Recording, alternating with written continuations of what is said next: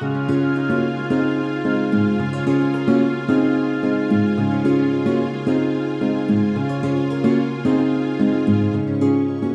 trip to Sierra Leone really changed my life. This trip absolutely 100% changed my life. Absolutely. It definitely changed my life. Every time I go over there, I see improvements to the society in terms of just the visible infrastructure. And we hear over and over again words of hope, even amidst the poverty and the hard, long road ahead of them. We hear the hope that's shared with us, and that to me is transformative. It changed how I view the world, and realizing that there are people halfway across the world and all around the world that struggle with things that are different than my struggles that I face in America, and yet with one smile we were connected, and we are still all humans, and we are all connected in that way. I really felt like I found a lot of peace with the kind of work that I want to do with my life. I really felt like Africa is a place that I could see myself living and working and doing mission work. I really enjoyed the people there, that they were just so welcoming and generous, and I loved the spirit of the community. They were so very thankful for us actually coming, and that it's so great for people to send them money and send them supplies, but to actually spend time doing it and going and serving and just spending time with the people impacts them more than any amount of money, any amount of supplies, any amount of food, anything.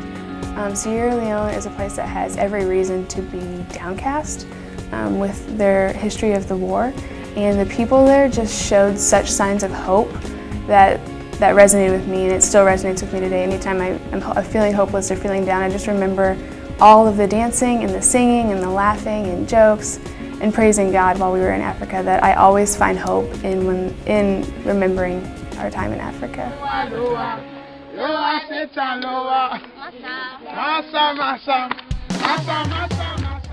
As we were in some of the villages, we got the chance to go and visit with some of the families, and the kids were always just very excited to see us, and to me, kids are just like, they just bring a lot of joy to me. And one of the little boys from the family that I had been spending the evening with came up and just put his arms up and was wanting me to pick him up. So I picked him up, and as I was doing that, like 12 other children got in a line, and I somehow went from holding him to setting him down and picking up the next child, and then setting her down and then picking up the next one, and just like holding them for a brief moment, because that's all they really wanted, was to just be like held and embraced. And that it won't ever leave me, just that image, and just picking each one of them up and just spending just a few seconds with them.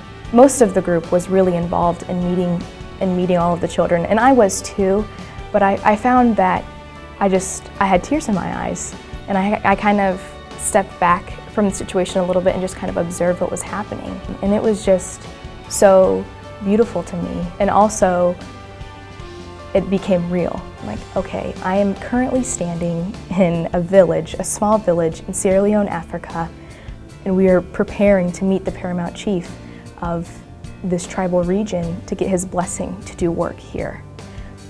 And there is a small child off to the side crying because he's never seen a white person before. And then there's children coming up and wanting to touch our skin because it's different than theirs. And yet you look into the eyes of not only the children but also the adults that were there, and you smile at them and they smile back, and there's just this, though you're from thousands of miles away, halfway across the world, there's a connection there, a deep connection, and just the love and hospitality that they showed us and welcoming us to their community was just it's just a feeling that I will never forget.